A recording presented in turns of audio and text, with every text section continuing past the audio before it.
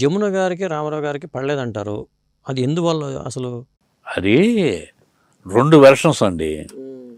జమున గారి వెర్షన్ వేరు, నాగేశ్వర వెర్షన్ వేరు. నాగేశ్వర వెర్షన్ ఏంటంటే భూకేల షూటింగ్ సమయంలో వాళ్ళు చెప్పులు లేకుండా ఇసుకలా నడవాల్సి వచ్చేది షూటింగ్కి. నడుస్తుంటే ఈవిడ ఆలస్యంగా వచ్చింది.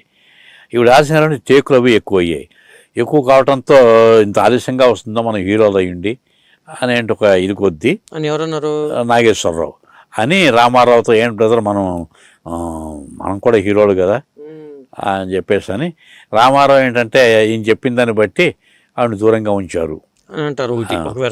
జమున గారి వెర్షను అది కాదు, వాళ్ళకి ఏదో గౌరవం ఇవ్వలేదని చెప్పి చిన్న ఆక్రోశం ఉంది.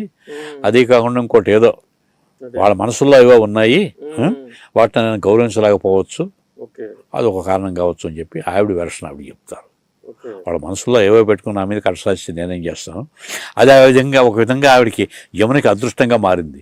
ఆ సమయంలో హర్నాథ్తో పిక్చర్లు, హిందీలో పిక్చర్లు, తమిళ్లో పిక్చర్లు విపరీతంగా వచ్చాయి. ఎల్వి ప్రసాద్ గారు హిందీలో ఎంకరేజ్ చేశారు. వాటిని తట్టుకుని నిలబడిందండి హీరోయిన్గా. ఆ 2 ఏళ్ళు అయిపోయిన తర్వాత గుండమ్మ కథలో యాక్ట్ చేసింది. గుండమ్మ కథ తర్వాత నాగేశ్వర 4 సినిమాలు చేసింది, రామారావు గారు సినిమాలు చేసింది. ఇవన్నీ తాత్కాలికం వస్తుంటాయి పోతుంటాయి. కొంతమంది ఏమంటారు హర్నాథ్ గారిని కొంతమంది తొక్కేశారంటారు, అట్లా ఉంటుందా? అస్సలు లేదండి. హర్నాథ్ స్వయంకృతంగా తన జీవితం తన నాశనం చేసి ఎవడూ తొక్కేయలేదు. హర్నాథ్ మంచి అందగాడు, రాముడు కృష్ణుడి వేషాలకు భలే వచ్చాడే అనుకున్నారు. రామారావు చెప్పేవారు, నువ్వు కృష్ణుడి వేషం వేస్తున్నావు భీష్మలో, ఆ వేషం వేసిన సేపు కొంచెం గౌరవం ఇయ్యి, సిగరెట్టు మందు ఆ షూటింగ్ అప్పుడు లేక రామారావు పాటించేవాడండి. రామారావు గారు కృష్ణుడి వేషం రాముడి వేషం వేస్తే కేవలం శాకాహారం తినేవాడు, భూషైన భూమి మీద పడుకునేవాడు, కంట్రోల్డ్గా ఉండేవాడు. అదే రావణాసురు దుర్యోధనుడు వేషం వేస్తే ఒక రాక్షసులా తినేవాడు, అలా ఉండేవాడు అనమాట. అది ఆ కంట్రోల్ ఉండాలి మనిషికి, ఆర్టిస్ట్కి. ఇప్పుడు కన్నడలో రాజ్ కుమార్ ఉన్నాడు, ఇలా పుల్లలా కనిపించినప్పుడు పుల్లలా కనిపిస్తాడు, మంచి రోబోట్స్ కనిపిస్తాడు. అంటే ఏంటి, ఒళ్ళుని ఎక్సర్సైజ్ చేసుకుని బాడీని కంట్రోల్లో పెట్టుకోగలగటం. అది లేదు. సిగరెట్లు మందు నేనే మునగాడిని అనుకుంటే టపా టపా టపా పోయాయి, మొహం అంతా ఉబ్బిపోయింది, కళ్ళు ఇలా ఇదే పెరిగితే ఆ డ్రింకింగ్ ఫలితం కదా అదంతా. నిన్ను నువ్వు కాపాడుకోలేకపోతే నీ ఇతరులను ఏం కాపాడుతావు నువ్వు? కాషన్ నీ గురించి నువ్వు జాగ్రత్త తీసుకో ముందు. నాకు రొంపగా ఉందండి, మీ దగ్గరికి వచ్చి నేను ఏం మాట్లాడతాను, రంప నన్ను చేస్తుంది అంటే గొంతు పోద్ది, ఏంటి ఆయన వాయిస్ బాగా ఇట్లుంటానని పెట్టారేంటి అంటారు మిమ్మల్ని. నాకు రొంపగా ఉంది కాబట్టి ఈరోజు కాదు, వాయిస్ ఏ రోజు బాగుందో చెక్ చేసుకోవాలి, డెవలప్ చేసుకోవాలి. ఒక రోజు మీరు అడిగితే ఆ రోజు నాకు బాగోలేదని కొంచెం తులట్టు అంచేత నన్ను నేను చెకప్ చేసుకోండి. ఎన్టీ రామారావు గారు దైవాన్ని బాగా నమ్ముతారు, అన్నీ చేస్తారు. మరి పుట్టపర్తి సాయిబాబా దగ్గరికి అందరూ వెళ్ళారు కానీ ఎన్టీ రామారావు గారు వెళ్ళలేదంటారు ఒకటి.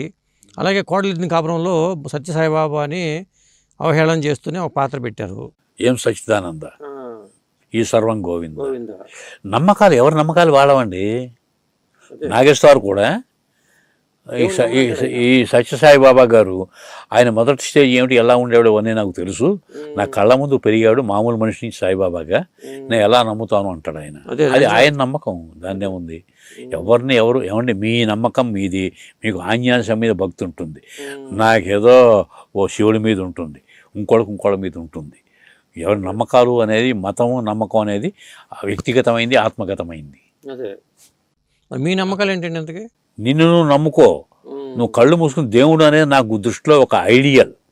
దానికి నిర్గుణప్పుడు నిరూపుడు, అది శివుడు రూపం ఉండొచ్చు, కృష్ణుడు రూపం ఉండొచ్చు, రాముడు రూపం ఉండొచ్చు, నాగేశ్వరరావు రూపం ఉండొచ్చు, దైవం మనిషి రూపేణ. నేను మాత్రం నాగేశ్వరరావు దేవుడిగా భావించుకుంటాను. ఎందుకు, నా జీవితంలో అట్ ఎవరి స్టేజ్ మార్పు తీసుకొచ్చాడు, నా ఎదుగుదలకు ఎంతో సహకారం చేశాడు. నాకు నాగేశ్వరరావే దేవుడు. అండి మీ అబ్బాయి ఉద్యోగాలు చాలా ఇబ్బంది పడుతున్నాడండి, ఎవరో పిలిచి మీ అబ్బాయికి మంచి ఉద్యోగం ఇచ్చారు, దేవుళ్ళ మమ్మల్ని ఆదుకున్నావయ్యా అంటారు. రోగం వచ్చింది, 10 మంది డాక్టర్ తీసుకెళ్తారు, నయం కాదు, ఇంకో డాక్టర్ దగ్గర నయమైంది, అయ్యా దేవుళ్ళ నా కొడుకుని రక్షించారండి అంటారు. వాళ్ళకి వాడే దేవుడు ఆ క్షణానికి. దైవం మనిషి రూపేణ అనే మాట వచ్చిందండి. ఎందుకు వచ్చింది? మనిషి రూపంలో దేవుడు ఉన్నాడు, దాన్ని గుర్తించండి.